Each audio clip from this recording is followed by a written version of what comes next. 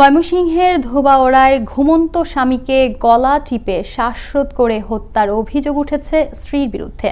এ ঘটনায় তাৎক্ষণিক অভিযান চালিয়ে হত্যার অভিযোগে অভিযুক্ত ওই নারীকে আটক করে ধোবাউড়া থানা পুলিশ। নিহতের স্বজনরা জানান, একই প্রক্রিয়ায় আগের স্বামীকেও হত্যা করে পালিয়ে এসে নতুন করে ওই নারী বিয়ে করেন স্বামী শহীদুলকে।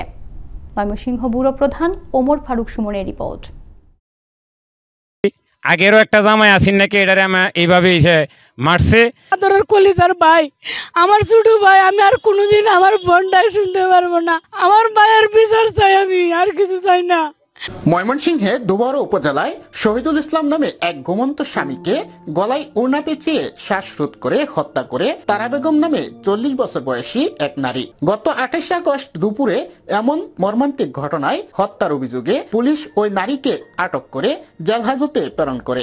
শিওলটা কুললে গিয়ে গড়ে উঠছি, উঠতে দিয়ে হুব কাটতে হুত্যা রয়েছে। আমি ডাক দিছি, রাহরে না বাতা আগে মতো সইছি, সয়ে দিয়ে তার শরীর ঠান্ডা। 2 হাত দিয়া এই গলার মধ্যে চাপ দেয়া শ্বাসরুদ্ধ করে হত্যা করে।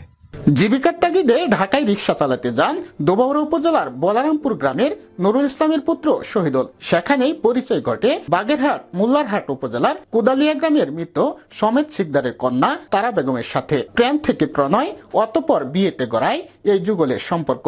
এর আগে তারা বেগমের জীবনে আসে একে একে আরো 2 স্বামী। আগের স্বামীকেও একই প্রক্রিয়ায় হত্যা করার অভিযোগ তোলেন নিহতের স্বজনরা। তার আগের স্বামীরে ওই ঢাকায় মানে সে যে মার্ডার করছে ওইখানে জানা লাইছিল বাসার মালিক।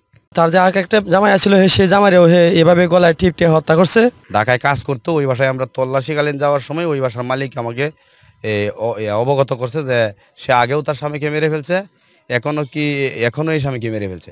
এদিকে নিহত শহীদুলের ঘরে রয়েছে 3 সন্তানের জননী বড় স্ত্রী হালিমা বেগম। মাসখানেক আগে দ্বিতীয় স্ত্রী তারা বেগমকে ফেলে চলে আসেন নিজ বাড়িতে।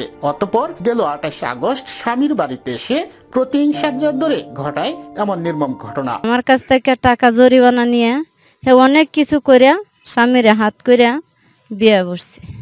ওর আগেও স্বামী আসছিল, সেই স্বামীরা কে মারছে, মাইরা পরে আবার এনে।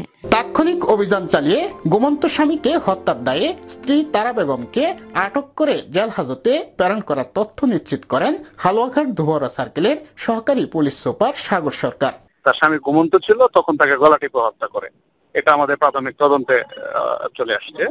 তারপরে সে পালায় যায়। এরপর আমরা আমাদের ওই দিনেই আপনার ঢাকায় আমরা টিম পাঠাই। ঢাকার টিমটা আপনার 2 দিন অভিযান করে গত আপনার শুক্রবার দিন তাকে গ্রেফতার করতে সমর্থ হয়। ঘুমন্ত স্বামীকে গলায় ওড়না পেঁচিয়ে শ্বাসরোধ করে হত্যা করলেন তার স্ত্রী তারা বেগম। একই প্রক্রিয়ায় তার আগের স্বামীকেও হত্যা করার অভিযোগ তুলেছেন নিহতের স্বজনরা। এ ঘটনায় দৃষ্টান্তমূলক শাস্তি হিসেবে মৃত্যুদণ্ড কার্যকর করা হবে, এমনটাই দাবি স্থানীয় এলাকাবাসীর। ময়মনসিংহের ধোবাউড়া থেকে ওমর ফারুক সুমন, আনন্দ টিভি।